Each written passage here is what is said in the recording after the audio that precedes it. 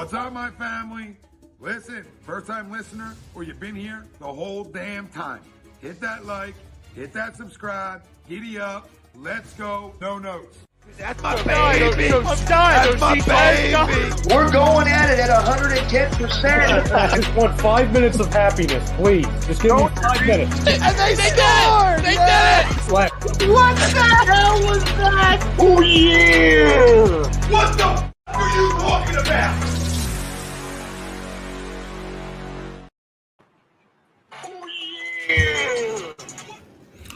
What's up? What's up? What's up?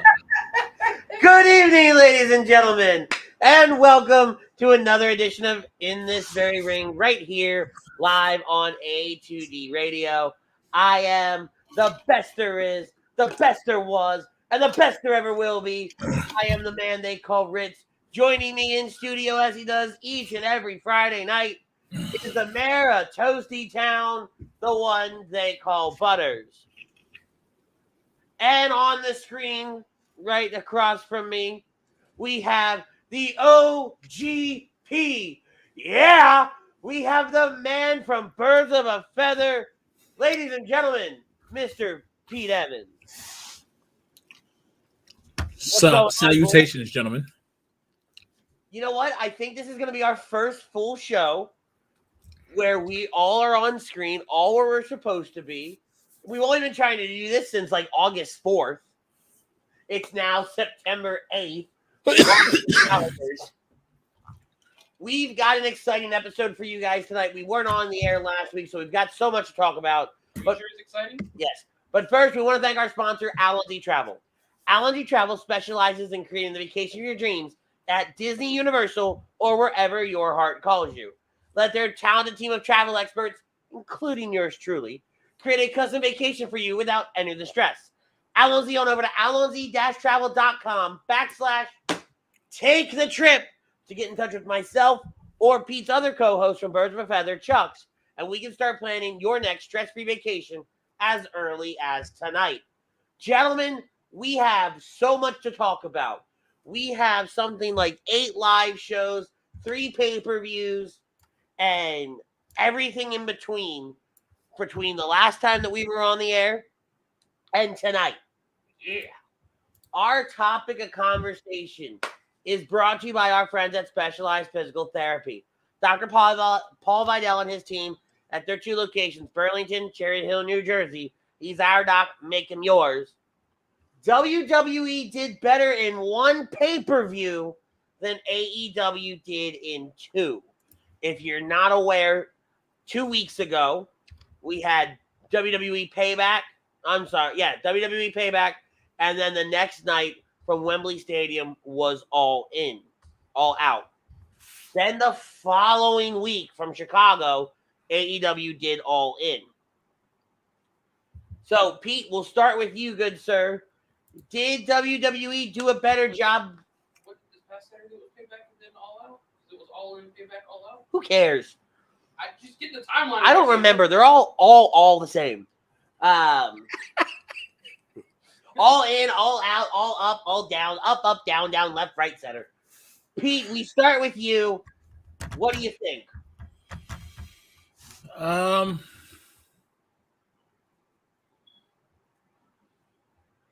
Better as overall. I would say I have to agree with the poll because there was no bad press for WWE. From that standpoint, they did very, very well. Wrestling wise, I would even say storyline wise, they did better because, and this is not being biased more so to one to the other, is they did more with less. They only had 6 matches last Saturday, and they carried a pay-per-view for almost 4 hours, a premium live event, for 4 hours, where in the last 7 days, 7 days, because both AEW pay-per-views were both on Sunday, you got about maybe 6-7 hours of programming, but with that, you have everything else behind the scenes. And I'll say this as well. The storylines don't feel as cohesive, and the storytelling doesn't feel as cohesive with AEW as it does with WWE. Now, the matches, the pay-per-views themselves, really wasn't a bad match between the AEW last two pay-per-views. I mean, maybe if you want to talk Ospreay and Jericho, maybe 10 years ago, Jericho could really stay with him, or the first time we saw the Painmaker in Wrestle Kingdom. But that women's four-way, I don't know why they booked that to get that. That was utter atrocity. But all I heard, I didn't watch All Out. But what I heard, it was decent. But also, when you had your AEW International Championship main event, the pay-per-view, and don't get me wrong, it was star power there, talent there. But it's hard. Here's the one thing. If you don't have NordVPN, this isn't a free plug, right? But if you don't have a VPN service or something like that, and if you're in the United States, shelling out $50 a pop, and I'm sorry, Andy. I'm sorry. I mean, that's just a lot. And then on top of that, they have another pay-per-view coming up on October 1st. Which I'm not ordering, I'll tell you that right now. So before I get to Butters, Pete touched on a lot that I really want to get. So specifically the international, and we're going to break down in more detail the matches, the cards here in just a little bit. But that international championship match between Orange Cassidy and Jon Moxley, I ordered it. Frank and I actually watched it together. We hung out like you and I did for All In. And that match, honestly, in my opinion, saved that pay-per-view from being just an utter disappointment. You know, I spent $100 over the course of, I think you said 8 days. 7 days a week. Yeah, over the course of a week to watch AEW programming. Don't get me wrong, right? Well, we used to do it back in the day with WWE all the time. Mm-hmm. Never in a week like this, and never for such lackluster performances overall, right? Again, that international championship match, and again, we'll get to it, we'll break it down. That saved All Out.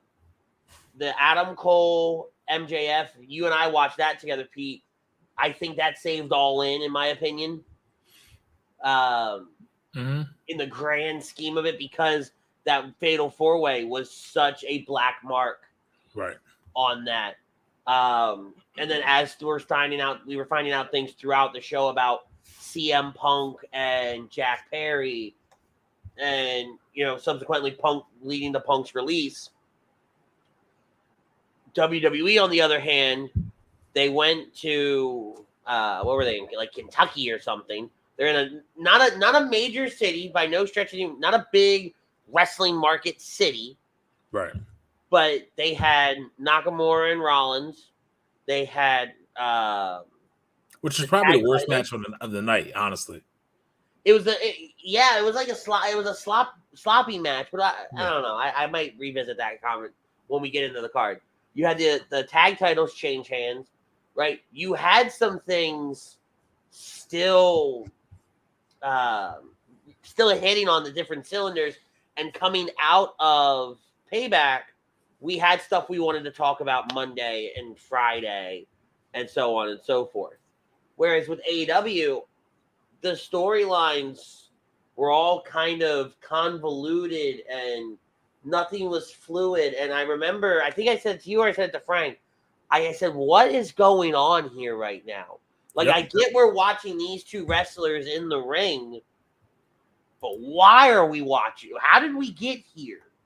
Are you talking about Moxley or just in general?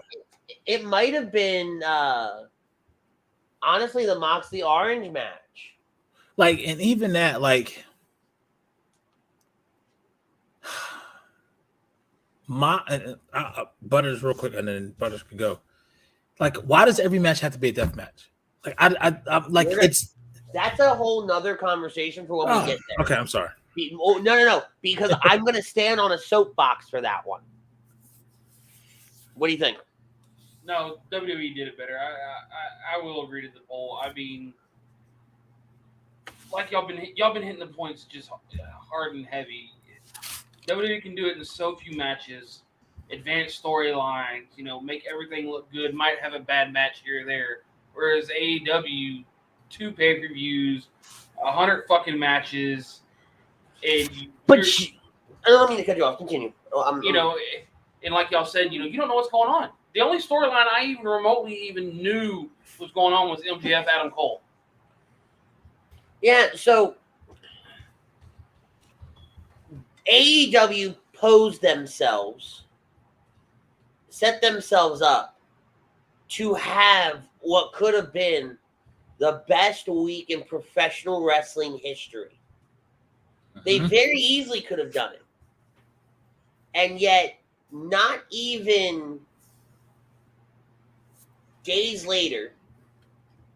Not days? Well, hours. I'm referring to Dynamite. Okay. Once you get to Dynamite, right? Not even a few days later, we're not setting up for All Out. No. We're not doing a go home for All Out.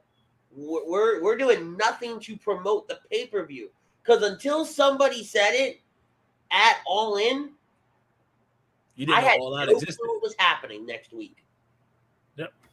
Right? What you should have done, and this is how you fantasy book that.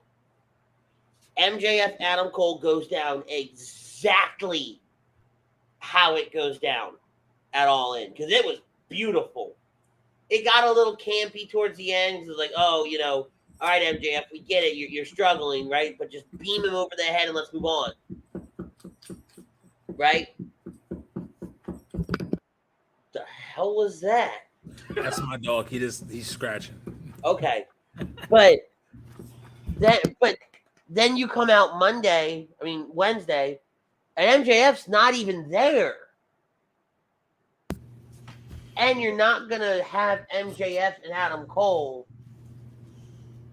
do anything other than defend the titles. The tag titles at the next pay-per-view. Mm-hmm. So the world championship is not decided whatsoever. Okay, fine. You gave me a good match for the international championship. Right. Okay. But you did nothing to further that story. The only story that got furthered. Are we talking about from All In to All Out? All of it. Okay. In my opinion, was Tony Storm breaking away from the Outcast. And there was no build to that whatsoever. None. The build was Nikki hit Paige's mom. And we're gonna transition into we're gonna start with WWE because I'm gonna rant about AEW. The trope of I'm gonna hold your opponent and you're gonna hit the opponent, but the opponent's gonna duck and you're really gonna hit me. But I'm gonna be mad at you because you hit me. Right? That gets so old. How can if I was holding Butters and you swung on Butters, you see it coming a mile away. Right, but not even that.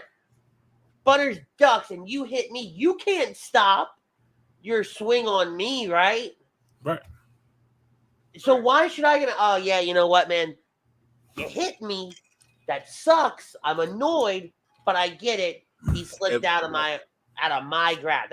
That's on me, if anything else. I want to touch on this, on Marcus's comment before we get into breaking things down. So this is Marcus's Pro Fan Talk channel. If you guys don't know, Marcus is on every Thursday, right? Well, no, he's on Thursday. He's the last show on Thursday now. So Pro Fan Talk says, is wrestling still capturing the masses? The only current wrestlers I know are Ripley, Reigns, and the Scottish chick that wants to be a superhero. Man, you can tell how long it's been since he watches. Yes, it still captures the masses in such a polarizingly different way. And I think we can all agree to that statement. When you talk to AEW purists and WWE purists and the people that just don't give a shit and want to watch pro wrestling. Yeah. And then Marcus continues to say, I don't watch wrestling anymore. People that didn't watch WWE knew who The Rock and Cena were. Who are the new megastars that can attract non-fans? I will go back to his previous comment. Rhea Ripley, Roman Reigns, Jimmy Uso, Becky Lynch, Cody Rhodes. There are a lot of people that can bring fans in. And I think Cody, because Cody's doing the media right now, Cody's the massive baby face of the company. Yep. He's doing the media, so he's on everywhere. He was just on Earnhardt Jr.'s podcast. Yep. And that clip of him talking about Dusty being a fan of Earnhardt Sr. is all over social media. That's the person that is going to attract the fans back, bring in non-fans. And he's so marketable too. Like his look, I still think the tattoo on the neck is dumb as shit, but it's recognizable. Like, you know, if you see that, you know who it is. I mean, everybody's made stupid decisions in their life and lived with them. No comment. Yeah. So let's jump into Payback, okay? We can start with Becky Lynch, Trish Stratus in the steel cage match. Becky Lynch defeats Trish. It was a 20-minute match. And honestly, it was a great, solid start for that. I don't know if you caught the Widow's Peak moment in there. And even to sell how she sold it at the end by grabbing her hair like Victoria used to do. Yep. Yeah. Which I caught immediately.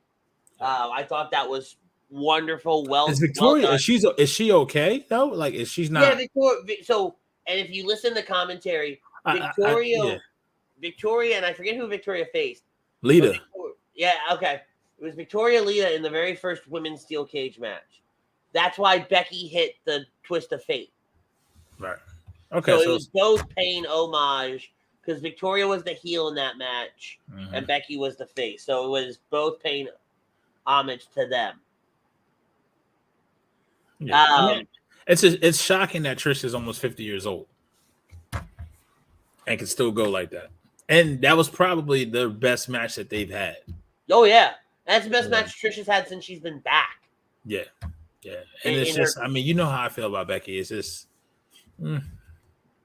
yeah, she's there. She's consistent. I think when you look at everybody that's on the roster right now, and you said it, Becky's consistent. She's not bad in the ring. Not great. She's not bad. She's there. She holds her own though against everybody. She can make somebody look really, really good. She is your solid. She's just solid, right? And everybody knows she's solid. She wasn't forced down our throats, even when she was the man and Becky 2 belts, and then came back as big time Bex and all that stuff. We were never force fed Becky Lynch like we were Roman Reigns. So I think the general masses are okay with Becky being there and being the one who's, realistically, like, no disrespect to Charlotte or, Asuka or any of the other women on the roster, or even Rhea for that matter. Becky's that veteran carrying the roster on her back. For Raw, yeah, I can see that, especially on that show. Right now, and again, no disrespect to Rhea because Rhea is very easily over like Rover. But she's 25, 26? Yeah, and we're kind of being force-fed Rhea because we're getting over the overexposure because she's out there in every single Judgment Day segment. Not tonight. Correct. She was not out tonight. I thought she was. No, because she was in India. Oh, that's right. She went over, the boys stayed.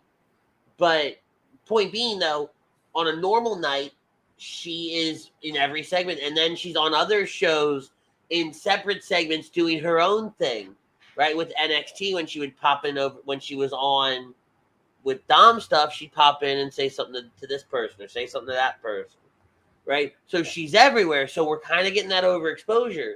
So it's kind of like, all right, Rhea, take a week off, take a break, right? See you, bye.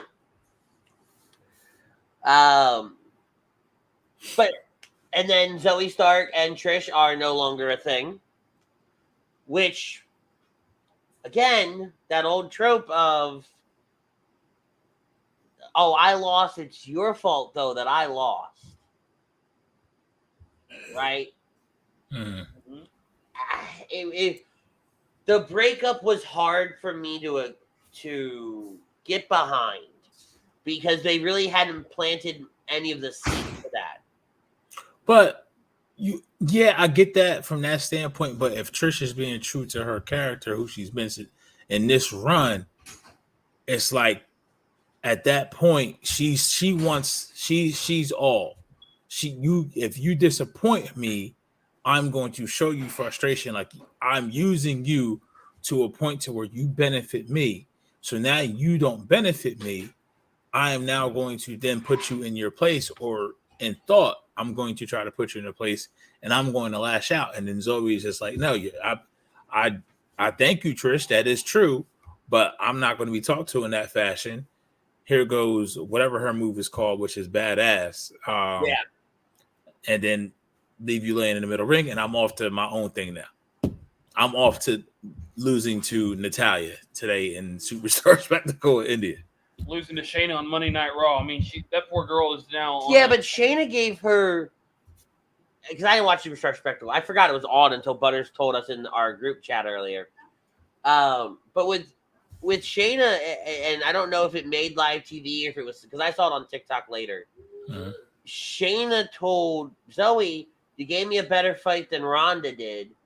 And Zoe said something along the lines of, you gave me a better fight than Trish did. Or something like that. So I see them building this thing for Shayna and Zoe, maybe as a tag team, to kind of go, because they have similar styles, to kind of go and go after those tag team titles. Well, Don't do it. They're cursed. Yeah, and I feel like they can stand alone on their own on Raw, because Raw, I feel like both of them at some point can have a program with Rhea. Well, and I don't disagree to that, but even if it's not like okay, we're going to go after the tag titles, but if for whatever reason Shayna's getting her ass whooped by, a couple different people, fine, Zoe's getting beat up by somebody. Okay. That's what I'm saying. I was trying to figure out a way where it made sense in my head, and I said the wrong name. Where Zoe is getting beat up, Shayna will come down and kind of clear the ring, right? We're not a team. Okay, like come save her. Yeah, we're not a team, but hey, I got you if you got me kind of deal. I'll watch your back, you watch mine. But just know, when I go for that title, you better not stand in my way. Right. Yeah. L.A. Knight defeated The Miz with John Cena serving as a special guest referee. I'm going to say it. It's going to be an unpopular opinion. I did not like John Cena's whole promo leading up to him saying, oh, I'm going to be a special guest referee. I agree. It made no sense. Nope. I'm in agreement with you. He had every opportunity to set up something bigger. Mm-hmm. Right? But you... Bigger as far as who cares? Yeah, I got you. Right? Anything other than you're going to wrestle. Arguably, and again, they announced him as the greatest of all time. Right? That was how he was introduced, when he came down to the ring.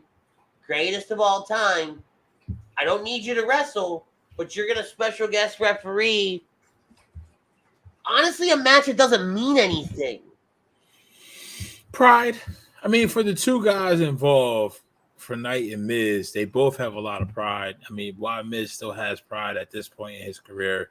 I mean, it could just set up a future match between either Knight and Cena or Miz and Cena. But so I'll further pitch my question to why. Why? What aspect? Why is Cena the referee, or why the match? Why the match between, like, to what Butters is proposing, Cena and LA Knight or Cena and Miz? Why do we need that? Well, I mean, you kind of got that a little. See, I mean, this is where we kind of get ahead of ourselves, because tonight when Knight did his promo, he spoke about like, hey, Cena, that's good, but I really didn't need any favors from you or anyone else. Thank you. You counted 3. Like in theory, was trying to get him to get that rub to create that wedge against the animosity towards Cena, and it's just not there yet. Well, and Miz brought it up on Raw too, right? He did. So they're in cahoots. Exactly, right? So I guess because LA Knight is on such an upward trajectory, the Miz career has kind of stalled out. No disrespect to the Miz, but what the hell do you have left to do? He's a Hall, and it's just may not be a popular opinion. He's a Hall of Famer. It better be a popular opinion because without a shadow of a doubt, Miz is the most decorated superstar on the roster. Period. Yep. He's been there. Anybody up against him? Jesus, how long has he been there since 2008? He's been there almost 20 years. Yeah. Right. Crazy. Never heard him.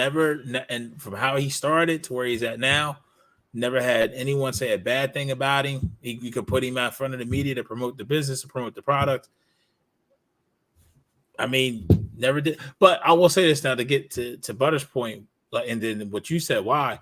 Anytime you can get in a match with Cena in any different fashion is good. And then they gave the little slight. They started it to where him and Paul Heyman Knight and Paul Heyman had an interaction tonight. Correct. So it's slow build. So yeah, I get it. I mean, but what other choice do they have? I mean, once again, the 6 matches that carried 4 hours. They did more storytelling. They did more storytelling in that match, the second match of the night, outside of the other 20 matches that AEW had outside of MJF. Which honestly, I don't want to jump. Honestly, the MJF and Adam Cole shit didn't advance the storyline at all, and they fucking haven't done anything with it. Right, we'll get to that. Okay, that's what I'm saying. I don't want to. Go ahead. Yeah, as you are saying. It's hard not to want to jump over there, right? But I don't want to do a disservice to anything else here. But here's my thing, though. One last thing, and I'm going to say on Cena, then we're going to move on. And the whole Cena, LA Knight, Miz, all that. This LA Knight Miz feud, yeah, it's fun. The banter back and forth is fun, but you're on different shows. I don't move on. I don't need this anymore. Yep. Right? Yeah, it's cool. And again, we talk about the John Cena rub. We talked about, the Rock rub, Hogan rub, Austin rub, like all these big names, used to be Undertaker rub. Right? But now it's the Miz. Yep. Right? The Miz is that guy that you have to hold your own against before they say, hey, you know what? Yeah, we're going to put a title on you. Because think about all the people that the Miz has gone through or have won. In retrospect, right? Right. All the people that have gone through the Miz to get to a title or get to that next spot. This is just that next step for LA Knight. But that's over. Yep. Move on. Yeah, I don't like the rematch thing in next week or whatever, but we'll see where that goes. I can almost guarantee that when him and Grayson Waller go 1-on-1, Waller's going over just for that night. And you know what I mean? Just for that night, because I don't know what you do at this, because he's like LA Knight is always going to be a loner to me. He's never going to have friends or anything, like, you know what I mean? Like people were like they come out for him and he come out to say somebody else. He can do that, but it has to be based on his principles. You feel what I'm saying? Like but I get it. But it was, once again, you're talking about a pay-per-view that they just had a premium live event they had to do in September. Once again, 6 matches, and it was pretty much an all Raw pay-per-view. That's the other thing that I don't think a lot of people like. There was not a lot of SmackDown action on that pay-per-view. I mean, once again, 6 matches with I think it was like 6 or 7 matches with storytelling that advanced. It was 6. It was 6 matches and then the Grayson Waller segment. Yeah. We didn't see that coming. No, I didn't see it coming. I didn't see it coming. I was thoroughly happy with it. And when the Grayson Waller effect will come in later, but to say on Grayson Waller, I love him on the microphone. Right. I'm not a fan of his in-ring work. And then the boxing shorts. Yeah, dude, the best thing you could ever do is stay on the microphone and go back to the performance. I love his mannerisms and stuff like that, but the boxing shorts and all that, like you're Australian, you know what I mean? I get it. He takes a lot of influence from Muhammad Ali. Like I read an interview, like there's a lot of influence from Muhammad Ali, Kobe, like all this basketball related stuff. That's all well and good. But the appearance in the ring, and then even now, like I'm not saying he has a bad body or anything like that, but I like what I saw because that's somebody who's lost right now in WWE. I would say that they kind of don't know what they're going to do with. It's Theory, and I like what I saw tonight. If those two team up, yes, because absolutely, it harkens back to almost like Miz and Johnny, a little bit. Like cocky, I mean, and they're only going to be in that spot because of one of Pretty Deadly got hurt. That's it. That's the only reason. Thank you, Rich Holland. I don't want to spend a lot of time on Rey Mysterio, Austin Theory. It was what it was. It was what it was. We move on from there. Judgment Day, Finn Balor and Damian Priest captured the undisputed WWE Tag Team Championships from Kevin Owens and Sami Zayn in a Steel City street fight. That's right. They were in Pittsburgh. Yep. I'm sorry, but I am getting so sick and tired of the winning by interference match, like the endings to half these matches. Well, let's call that match what it was. First of all, I will give amazing props to the Judgment Day because they actually played into the fact that was no disqualification, no count out. Because how many times have we watched like the Usos and the New Day in a steel cage, and Xavier's just chilling on the outside? No, everybody got involved, and even JD McDonough got involved. Okay, so that told us a little bit more story when we're looking at saving Damien's ass. Yeah, where's the Judgment Day? Where's Balor falling? Where's all this going with JD McDonough and his relationship with the Judgment Day? And this match right here, the booking in this match, single-handedly for me, made me agree to the poll question because they did something that AEW didn't do in 2 pay-per-views. The build-up to this match was dissension within the Judgment Day. Where is JD? How is he trying to get in? Rhea saying, like, listen, this is it. It's either we need this as a unit or this unit may change. I did not expect them to win the titles that night, last Saturday, September 2nd. And in the fashion that they did it, everybody brought all in. So now you change the whole narrative, right? I remember in the group chat that we have. After that, I'm like, the only thing I need left now is for Priest to cash in. So then now group chat, we're in like 3. Yeah, so I think that was in the Facebook. I think that was in the Facebook one. But then fast forward to now, you see that they've never changed the briefcase for somebody. Never. So now it's like they could have wrapped all that shit up in one night, and then where we go? Because they could have won the tag titles, had Priest cash in, because the opportunity was there, right? And they sat on that screen for what, like 5 minutes? Exactly, dude. And I don't know. Did anybody watch that with me? No. I don't think we did. I don't think any of us did. We tried. Between the 3 of us and everybody else, we were chatting. We all tried to watch stuff together. Right. And I just remember sitting here watching it. Because I actually think I sat here and watched it, not at my desk, and was like, "Oh, this is the perfect time." Right. We're lingering here. We're holding on to this moment. Let's do the cash in. And then we really have that shot. Now, where they kind of, going back and thinking on it, they spoiled that Damian wasn't going to cash in when they did the fireworks. Yes. When they did those fireworks, I said, all right, there's a good shot. You talking about when they won the tag titles? Yeah, when they won the tag titles, they did the fireworks because they had all, and they said they have all the gold. Yep.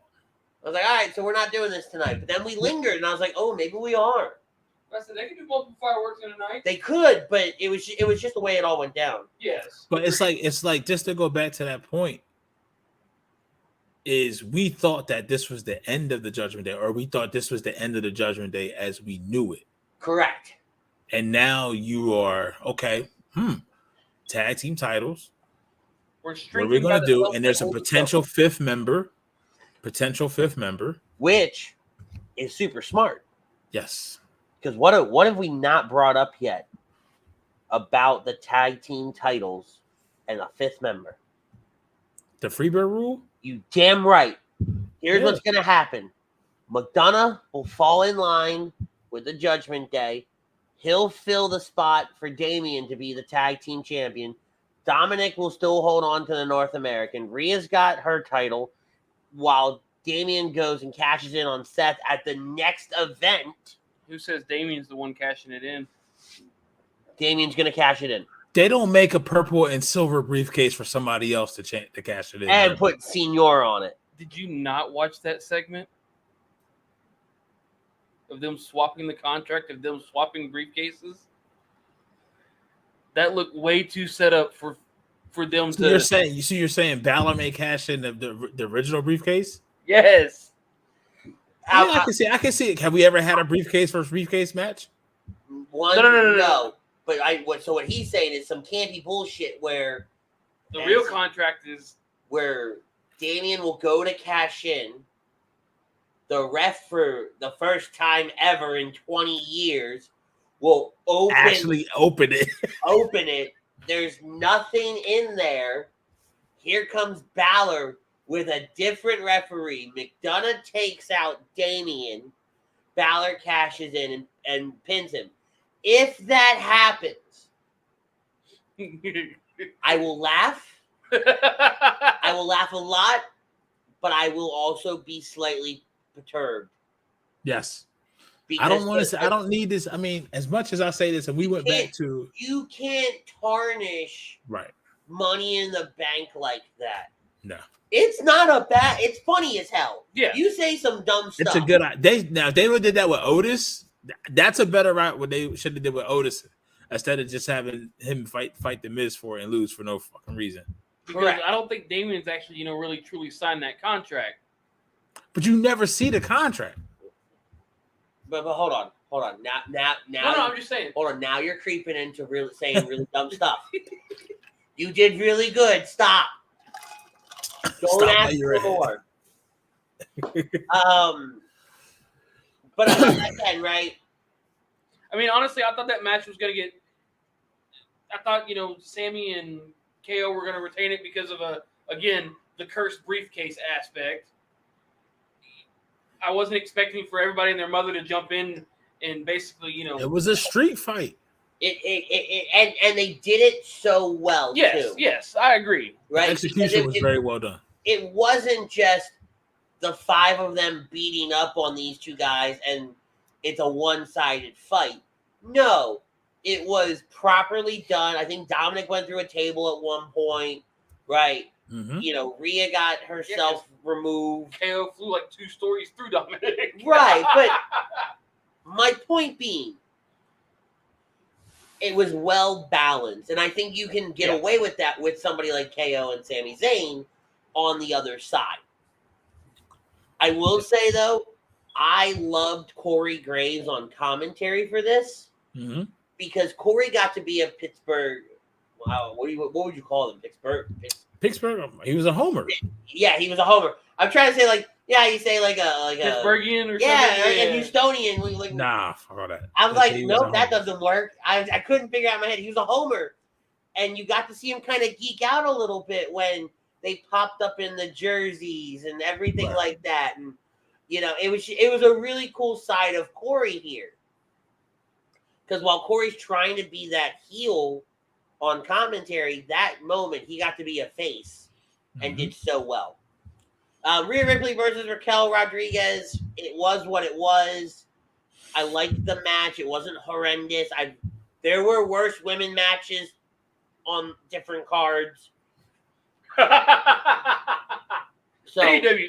it was what it was.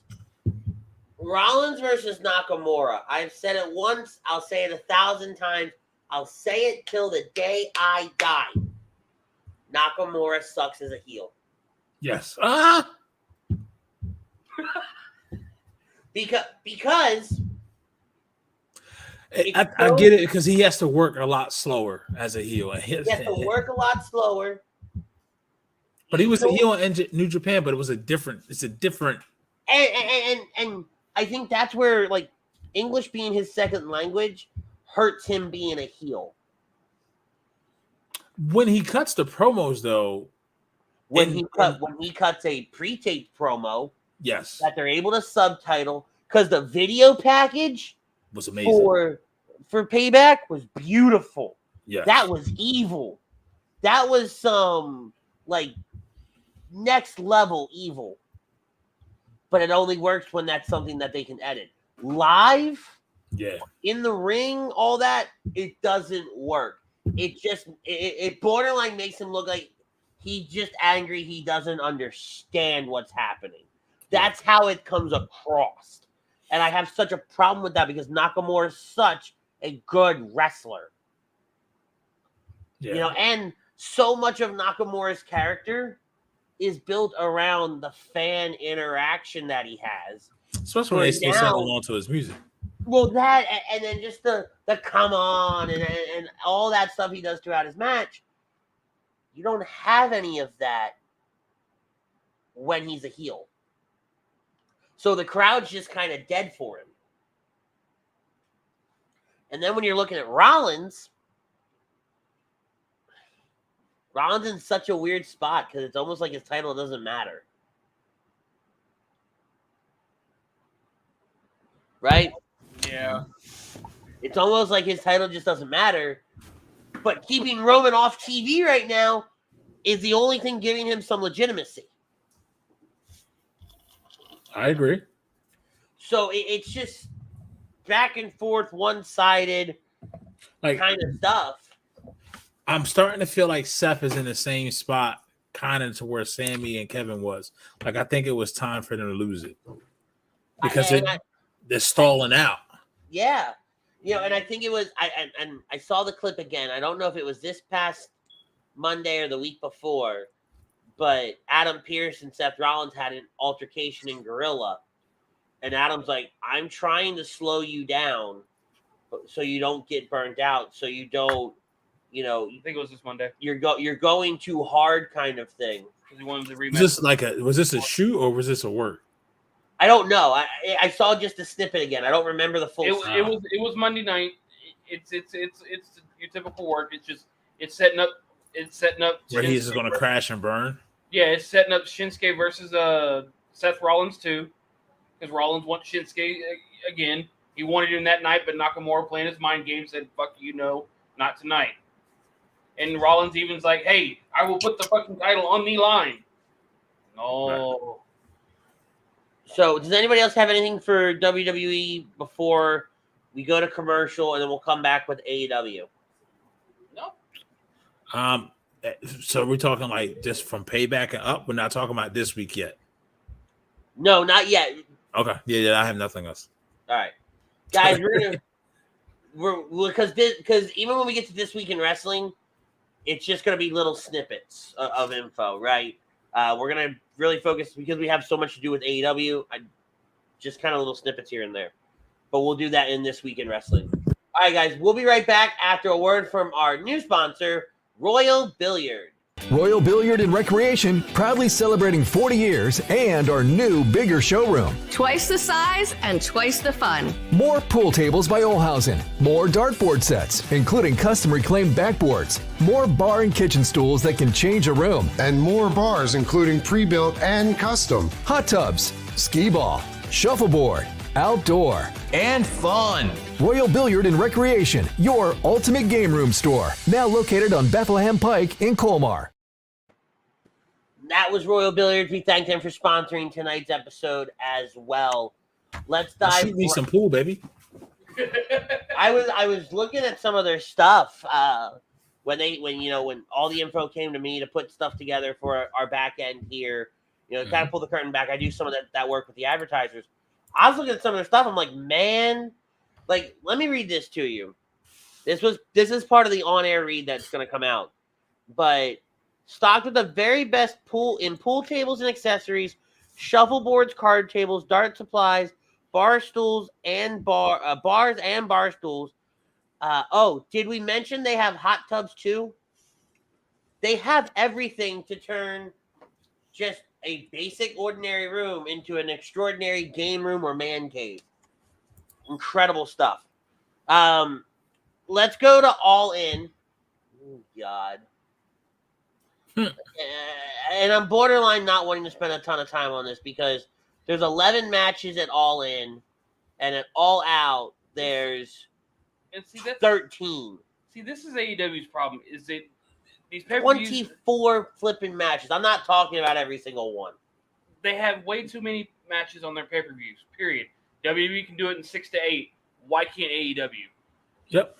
Well, and this is where I legitimately think that AEW, instead of doing the event in Wembley and then coming back to Chicago for All Out, do 2 nights. This could have been their 2-night WrestleMania right here. All Out, All In. You very easily should have done just 2 nights. Holy shnikes. He came back earlier today. I saw him earlier. Where in the blue moon have you been?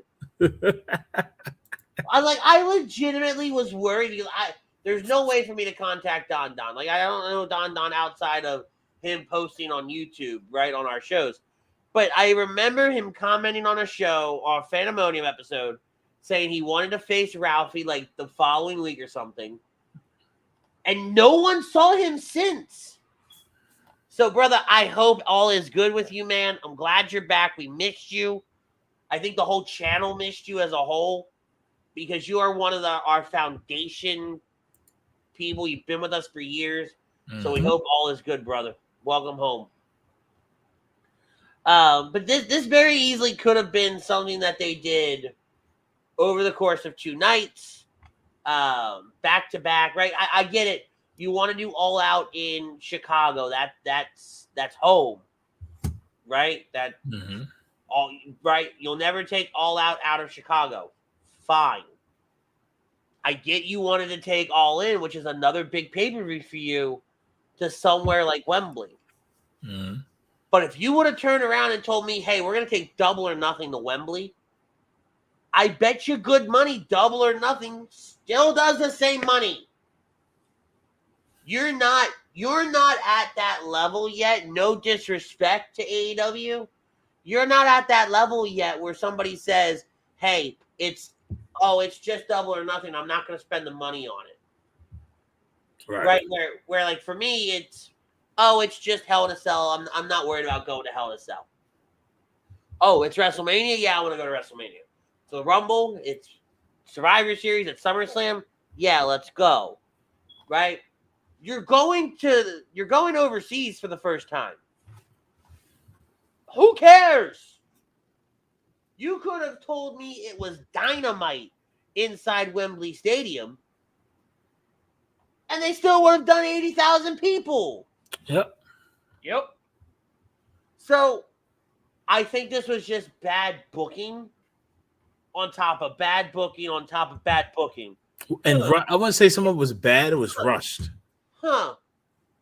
I wish there was a show about that.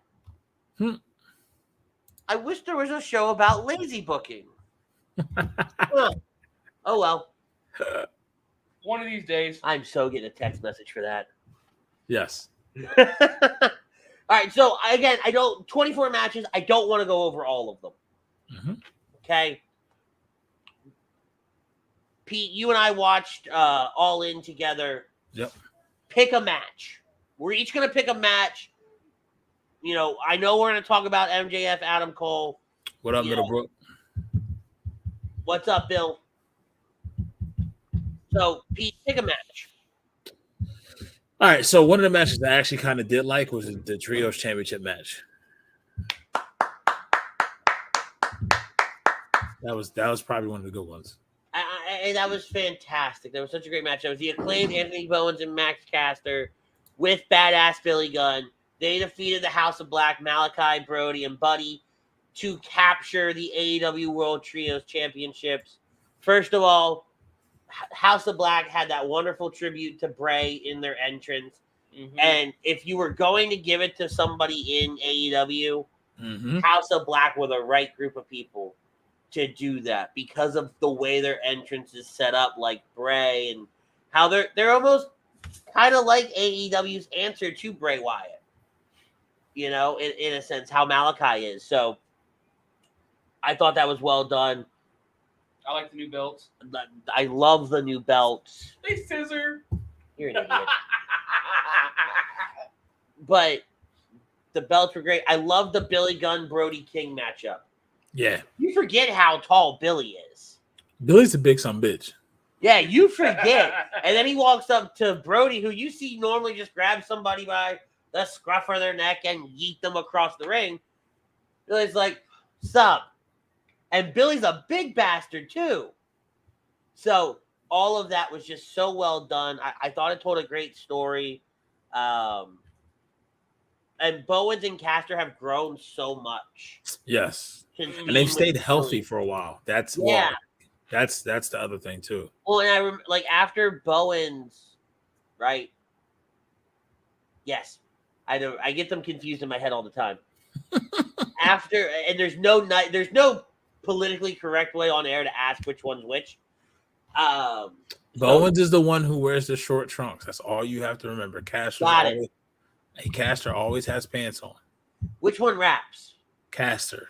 Got it. All right. So I'm absolutely right with what I'm thinking. Bowens, I always thought was the weak link. Mm-hmm. Always. Because, granted, yeah, he was hurt and he came back and he was kind of, being really safe and they were playing on that. But Bowens, man, he was not backing down to anybody. He stood up to Malachi, to Buddy, to Brody, who legitimately are all more badass fighters than he is. Right. And he did not let that falter any bit of that. So, Butters, Pete, what else do you have to say about that match? I'm sorry. No, I actually did not expect that claim to go over. Here's one of the reasons why I don't follow that storyline, because it's on Collision on Saturday nights, and I'm not going to watch it. You know what I mean? Like I'm not into Collision like that. And it seems that most of the public isn't in as well based on the ratings. So it is what it is. I think it was a little bit too early. While I'm happy that Claim got it, and I think they can do more as far as, obviously, they made the belts already pink with the pink leather strap. I get it. But now I'm like, where does House of Black go here from here now? Like, they had a trios titles. This is probably the most relevant they've been since they've been there. And I think we finally see them do what they should have, in my opinion, what they should have done. You take Buddy and Brody, they go after FTR in the tag titles. And you set Malachi up to either take Moxley's international title or he's next in line for MJF. Hopefully, man, because this is something I wanted to pose, and I don't want to get us too off track. I wonder how many of the WWE alums who are now in AEW are happier where they're at now versus what they would have stayed where they would have been at if they would have stayed in WWE. I know Keith Lee is probably wishing he would have stayed or had the opportunity to stay. I'm actually going to put a pin in that. That's next week. Oh, okay. I'll put that right now because nothing's happening next week. Okay. Right, we have a lull in kind of programming and everything. We'll compare and we'll do some fantasy booking next week of where we think these guys would have gone had they stayed in the company. We'll do good fantasy booking, not lazy. Exactly. But no, I agree, right? What else is left for House of Black? Where do you go next? And we really don't know. Butters, what do you have to say on the match? Didn't watch it. Noted. What match do you want to talk about from All In? I guess one of the few that I didn't watch. Darby and Sting versus Christian. And is Darby really just trying to fuck himself for the rest of his life? Does that coffin drop on the corner of the coffin? There's a part of me that says that spot went wrong. I have so many. Well, I don't have issues with how the match was booked or how it was produced, I should say. The spots for Darby are dangerous. I do not agree with who won that match. That book, because there was no point. No point, because I think after that match, Darby had a TNT title match at All Out against Luchasaurus, I believe, or Christian Cage, whoever's fucking defending the title. Lucha. Sting is Sting. He didn't need to take the pin. He doesn't get hurt. He's an icon as it is. Well, he's on his way out. Right. And Swerve and Brian Cage, for whatever he has a look, and he just doesn't have any personality. But Swerve, you can see 6 to 12 months from now could be an AEW World Heavyweight Champion. I don't see it.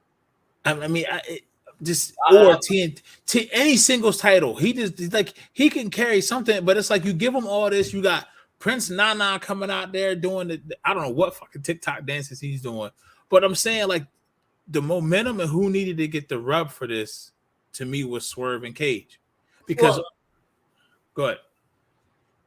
So you're not gonna like my opinion of Swerve. You've never been a Swerve fan. No, I haven't. Right. So I'm not shocked. I like some of the stuff he does in the ring. Like, I think he works really well in the ring. But with the way AEW treats a lot of their storytelling, yes, your in-ring work is probably 25% of what matters for AEW. And with some of these guys, it's that story. It's how you got there. And then it builds up to that big, massive match, and you put on, your 5-star. Just what they're doing with Swerve, it's so all over the place. Nothing is concrete and fluid, right? I feel like he just kind of like fades out of one story into the next, and it never has like a solid line about it. Chrome says that's almost every AEW star. Not every. Yes. Chrome says, I haven't loved this faction for Swerve. I've always been a fan, but I hate to say I could care less about him at the moment. Exactly. Which don't even have the match on the card at that point. I mean, and I'm not gonna lie, when he was with Keith Lee, yes, I liked it.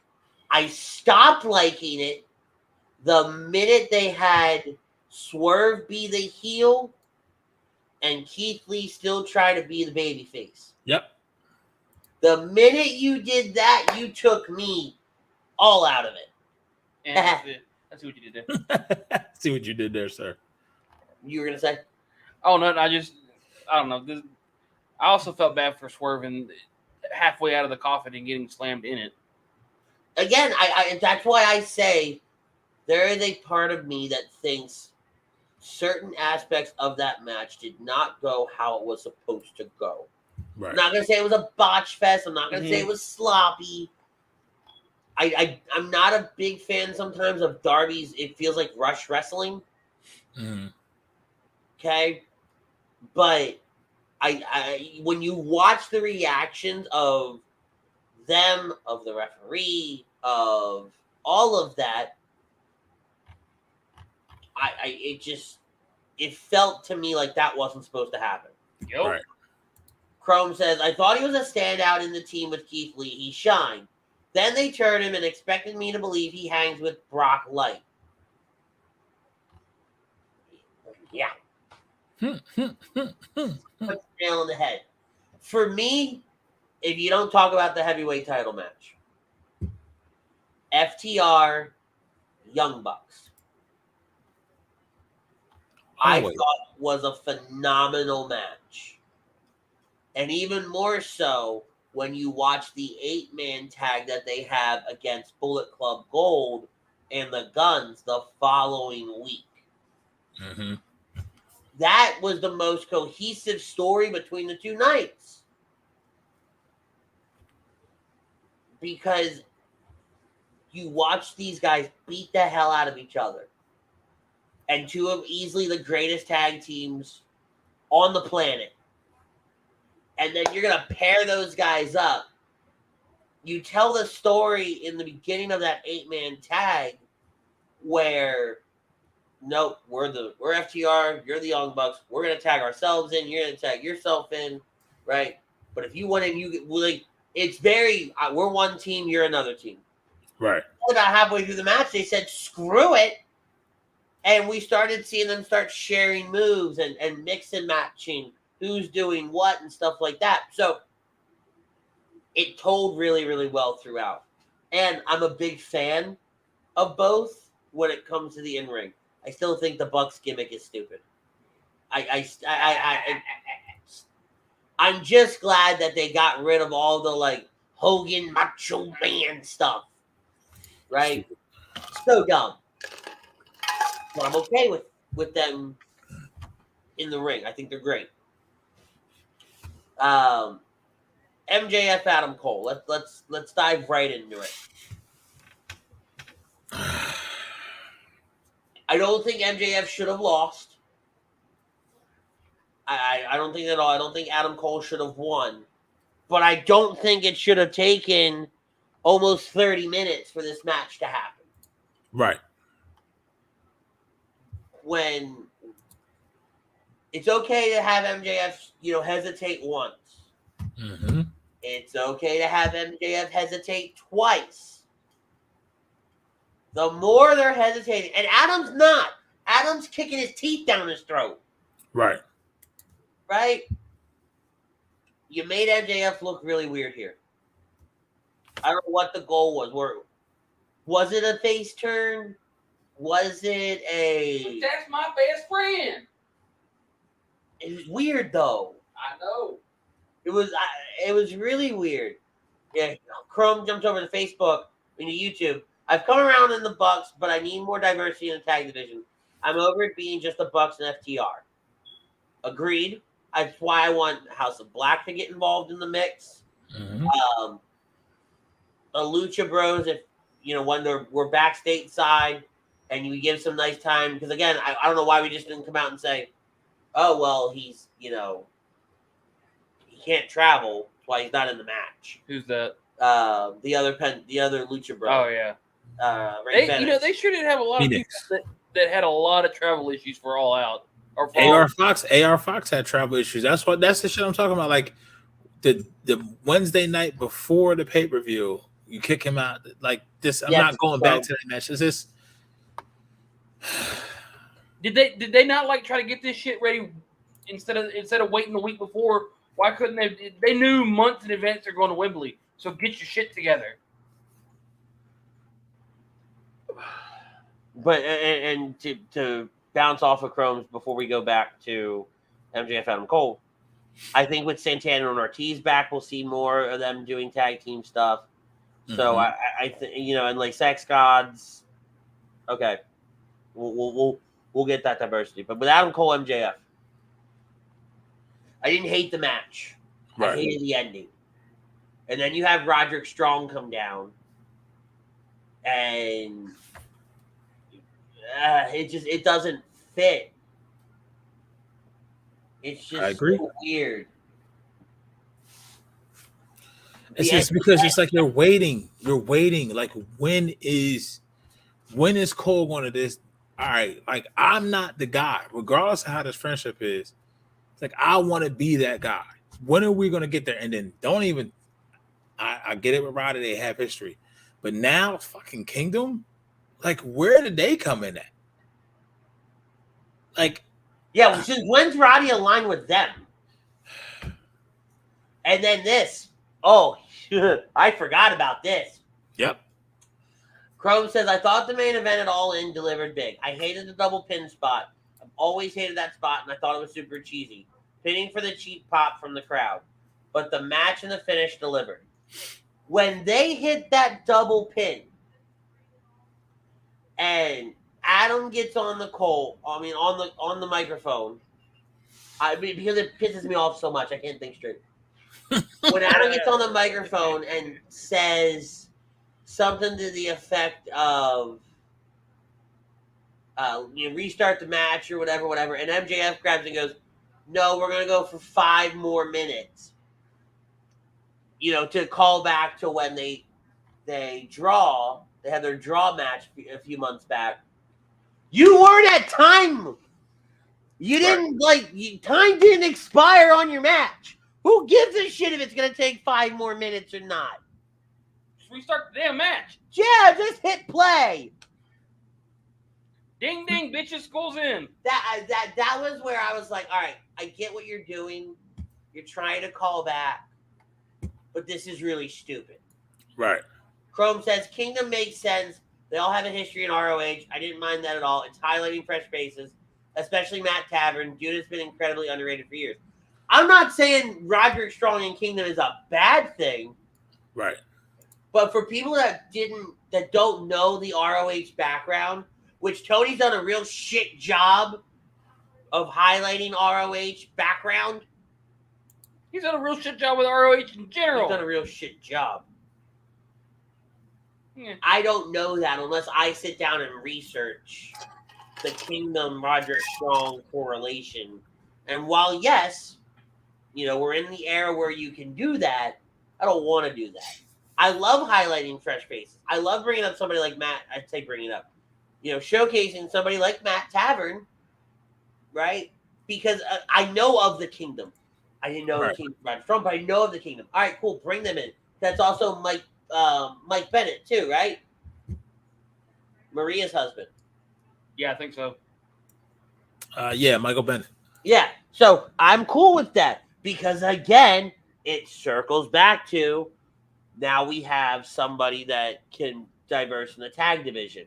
Now you have Roddy, because Roddy actually, if you think about it in a weird way, Roddy plays the role of Adam Cole from NXT Brooklyn 3 when Red Dragon showed up during the tag match, and then Adam Cole shows up and attacks Drew McIntyre. They form Undisputed Era. You kind of see this stuff.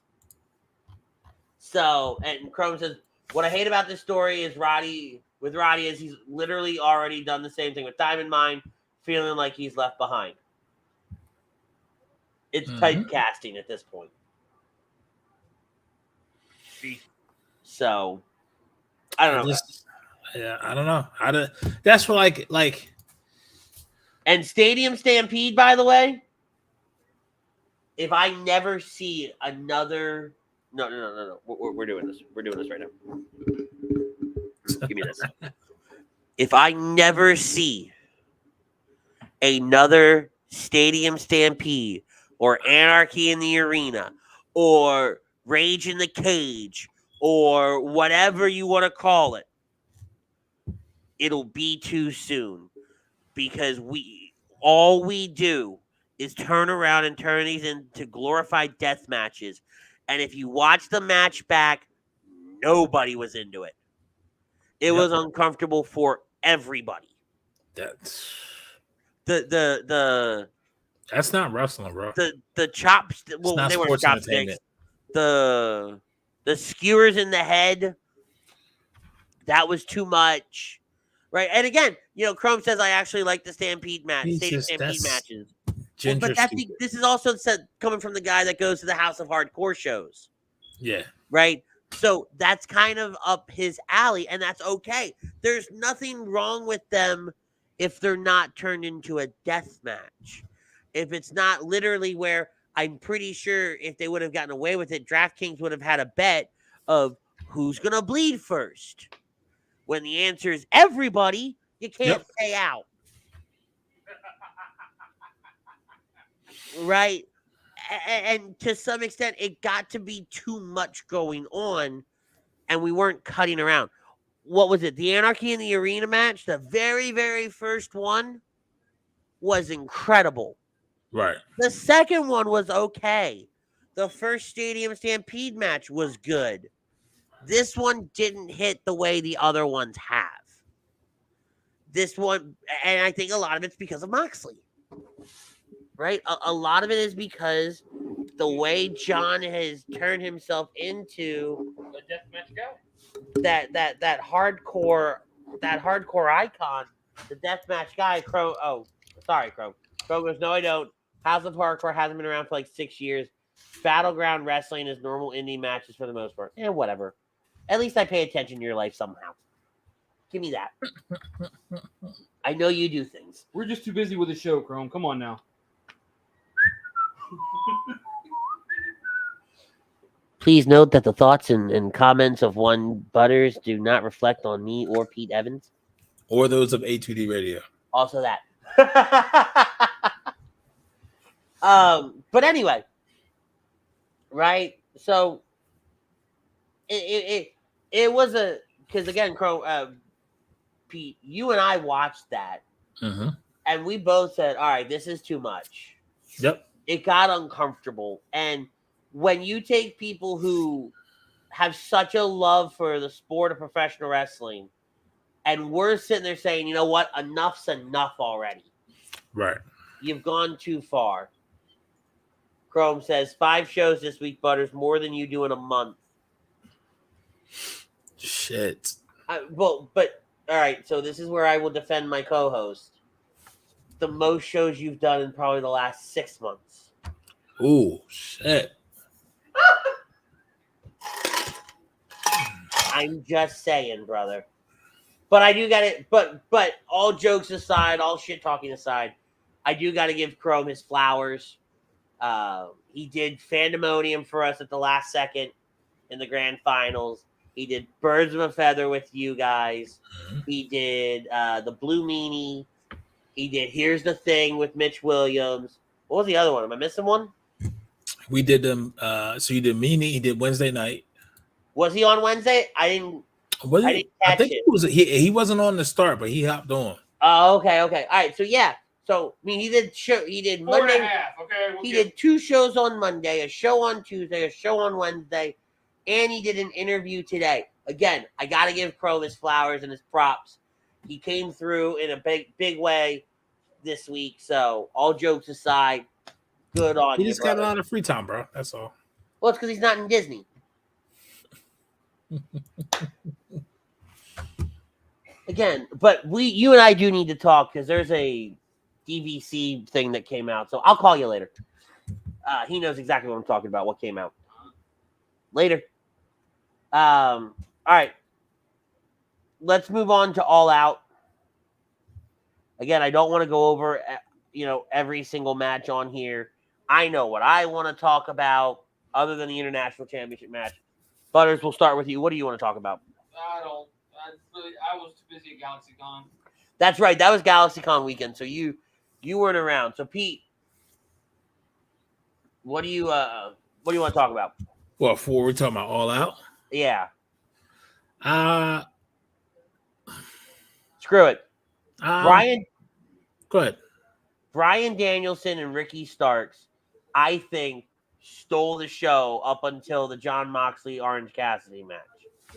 The strap match was done so well. Yeah, it was brutal. I mean, they're trying so they want to get Starks over to that point. And I said it to Frank that night. I like Ricky Starks. Mm-hmm. They just haven't done anything with him that I can get behind to enjoy. I don't care if he's a good guy or a bad guy. Let's be real. He's a prick. Right. But they were doing good with the CM Punk thing until. But see, this is where I think Tony TK misses it a little bit.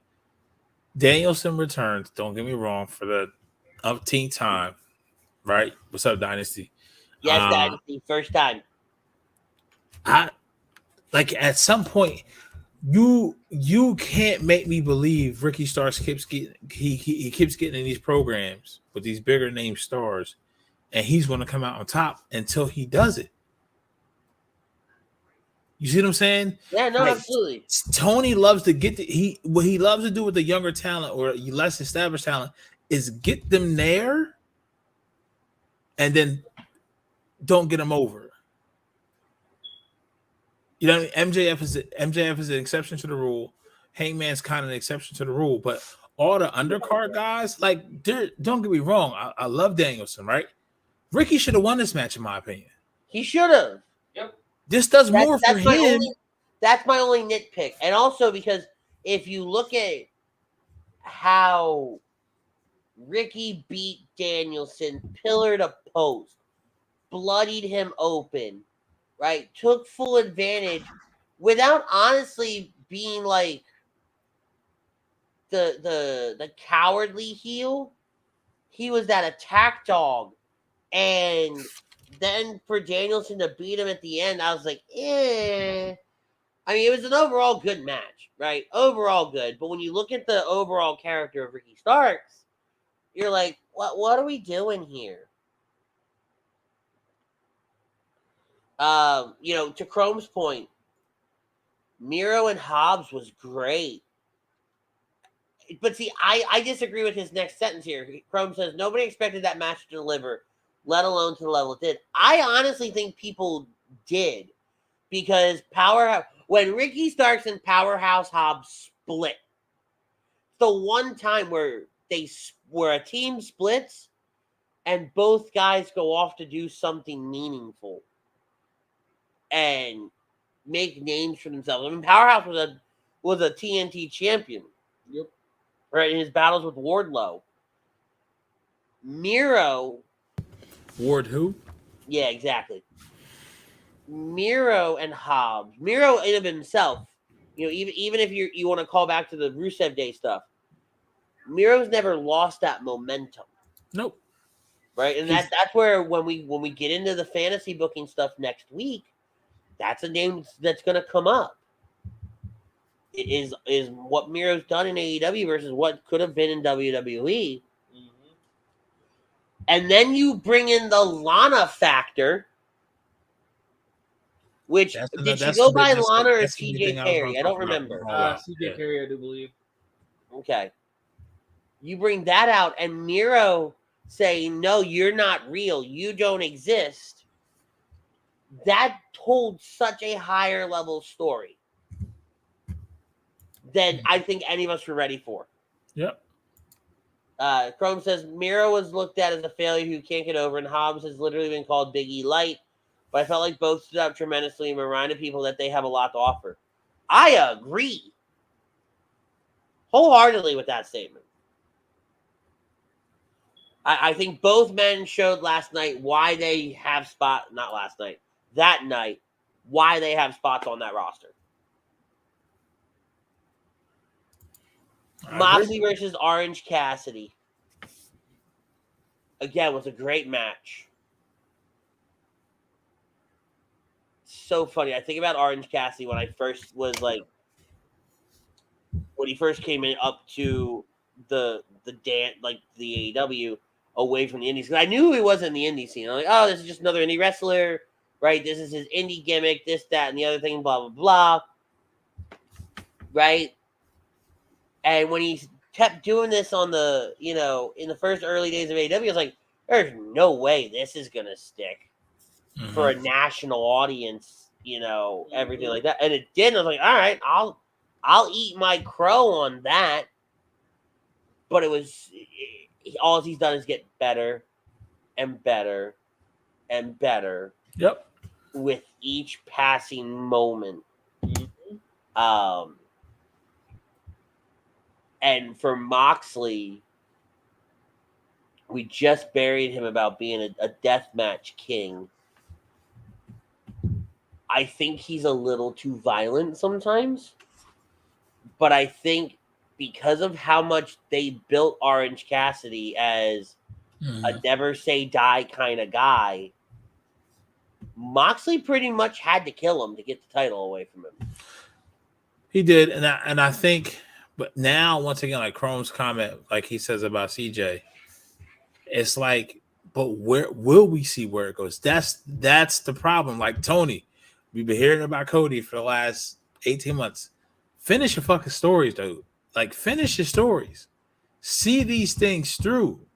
Like, where are we going? What is the direction? Like, what is the direction now for Orange Cassidy, who in a loss became a bigger star?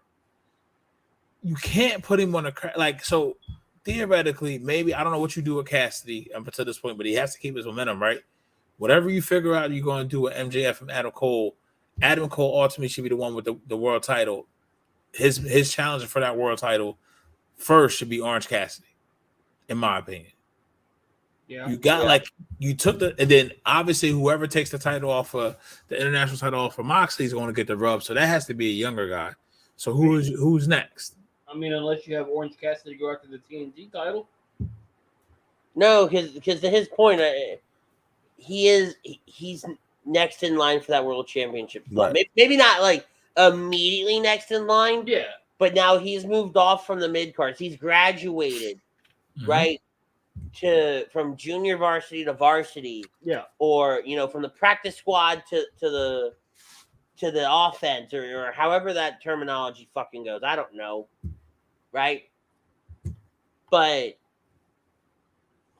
he's not a young dude either. So, but also with Mox, there's nowhere higher for Mox to go.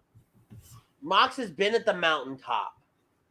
Both companies. I think this is more. Mox has done it all. This is, hey, we understand. One, you need a break, right? Because you've been around a whole bunch. Mm-hmm. Two, Mox is somebody that can come in, take this title, and defend it. One, internationally, because it is an international title. So be able to take that and not have travel issues. Two, whoever beats Mox will get legitimacy as being champion. Cassidy can go take a nap. And when we're done with the current MJF feud, hey, man, you're next. Whoever holds the title at that point. Right. Yep. So it was a great way to transition Orange out. Because Orange wins at the end of this. To your point, he came out a bigger star than when he went in. Mm-hmm. Moxley stayed the same. Right? This benefited Orange. This is one of those few times where losing wins. Yeah. Right. So, all right, we've got about 10 minutes left because I don't really want to go over an hour and a half. Let's transition to This Week in Wrestling. Pete, what do you got for me? I mean, how can you not talk about it, right? 5 minutes. Phillip Brooks is who we thought I was. Who he is, who I thought he was. And I'll leave it at that. It's just. So I'll say this. This is an unpopular opinion. I don't blame him for the altercation with Jack Perry. I don't either from that standpoint because it's true to his character. However. But Perry's the one that instigated that. Perry's the one that literally, like, they have the sign up at the zoo. Don't feed the animals. Don't poke the bear. And what did you do? You poked the bear. What did you expect was going to happen? No, so that's all well and good, but I don't even think he got fired for that. I think he got fired for then his interaction with Tony Khan thereafter and the blow up. That's that part's fine. That's what I'm saying. The bit with Jack, okay. Now, I will say, and I said it in our group, Tony looked like a real moron for doing that video and saying that he feared for his life. Well, did he say that or did he say? No, he said, I feared for my life. I mean, if a dude is coming at you, now the only thing I disagree with you with the Perry thing is he did the same shit to Hangman. So what Perry did to him, he already did it to Hangman. So that already showed him that Perry had more of a set than Hangman. You see what I'm saying? Yeah. But also at the same time, Tony has cultivated an environment to where these dudes can go off script and not shut this shit down. Because he's not a promoter. He is a fan that has daddy's money. I'm going on a soapbox here. I'll take us a full 7 minutes. Right? Well, at this point, 6 minutes. But he has daddy's money, and all he wants to do is live his dreams and say, I ran a wrestling company. Mm-hmm. Right? When at your media scrub, you have reporters asking you about the Jacksonville Jaguars more so than they are asking you about the event you just had. What does that tell you about your company? And the pettiness of taking a title away. But I get that though. I don't think that's petty. That's absolutely 100% okay. That's one more title. That's one more title the fans will be I getting. mean, Jacksonville's not winning the title anytime soon anyway, so who cares? I wouldn't agree with that. I would not agree with that. Maybe not this year, but listen, they headed in the right direction. I don't football. I know. You don't pick skin. You pick things, but you don't pick skin. Amen. But no, like, just for Tony to come out and say that, right? Because even when Vince had his altercation with Brett, and Vince was not the jacked human being that he was in the 2000s. When Vince came on the air and to talk about it, all Vince said was Brett screwed Brett. Yep. Never turned around and said, CM Punk came after me. I'm sorry, Bret Hart came after me and had me by my throat. Yeah. And we all saw the night of the screw job, the loogie that fucking Brett spit right in Vince's face. We never heard Vince say any of that. Vince took it like a man and fired him. But what you effectively did, and this is where it's petty, you essentially ruined Punk's career. You think so? For a promoter to go on national television, I don't care what led up to the moment, right? But for a promoter to come out and say, I feared for my life, so that's why I fired him. Right. I'm sorry, but I'm not defending CM Punk. And again, none of us were there, so we don't know if his movement towards Tony was he still hyped up on adrenaline from having, Scrawny Perry around the neck, right? And approaches Tony. Yeah. Right? And everybody freaks out because it's a bunch of babies back there in the gorilla position. It's Tony and his buddy sitting in a garage for all I care. Right? So, yeah. You essentially made things so much worse. When you could have taken the high road and just said, hey, things between AEW and Phillip Brooks have not worked out at this time. We have severed relations, and we will be moving forward. We wish him the best of luck in all future endeavors. If you're dead set of going on the air and addressing it, that's how you do it. It's the one time I'm okay if you want to turn around and say, Punk screwed Punk. Yep. But if you go out on the air, because you know what happened as soon as Tony went out on the air? You know what the entire internet wrestling community said? It's a work. Punk will be back soon. Yeah. Yeah, because that's what you were doing to work. That's some Jack Tunney shit. You completely destroyed your entire press release. Your press release was fine.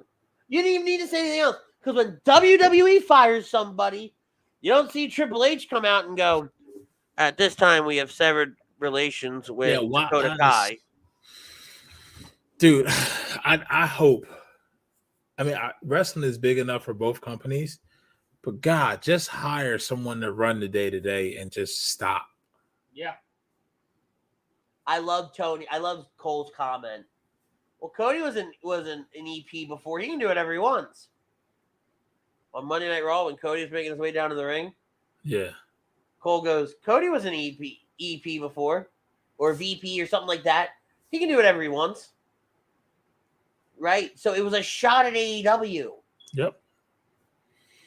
Dude, it's just like you can't have that environment where dudes have this beef, and then you give a show essentially to Punk to run and do everything. Like, who? What? You know what I mean? And then I saw Chrome's comment about possibly coming out of WWE, but if you heard like Seth don't vibe with him, I don't know about Roman. Those top guys, like now in that locker room, because Punk can always dish it, but he can't take it, bro. I think Punk would be a different person in the WWE locker room versus bullshit. To a point. But then as soon as some shit happens, but then he knows like it's not going to get to that point because then Trips. everybody else who's in charge, Sean, everybody else who's in charge is like, nah, that's not gonna fly here. It's not a bunch of kids in the back, going off their rocker. It's more stable in the back for WWE than it is for AEW. I don't know. I honestly, I love Punk. I love Punk in the ring, right? I love Punk on the mic. Yeah, he's a bastard, but I think he's the right bastard for the world of professional wrestling. Go away. Stay away. Yep. But that's all the time we have tonight, guys. We're going to be back next week. Everybody on next week? Yeah. All right, cool. We're back. Who knows with us anymore? We're going to be back with some fantasy booking stuff next week for different AEW talent that was once in WWE. We want to thank Alan D. Travel. Alan D. Travel specializes in creating the vacation of your dreams at Disney, Universal, or wherever your heart calls you. Let their talented team of travel experts, including yours truly, create a custom vacation for you without any of the stress. Alan Z on over to alanz-travel.com/take the trip to get in touch with myself or Chucks. We can start planning your next stress-free vacation as early as tonight. We've got a ton of shows each and every day on this platform. Nothing, I say that, and nothing tomorrow, but Sunday, Money Pot Podcast, and Agree to Disagree. Eagles, Patriots, Week 1. NFL is back, baby. Go Birds. Go Birds. We'll see you guys next week. Peace, love, and joy. We're out. Peace.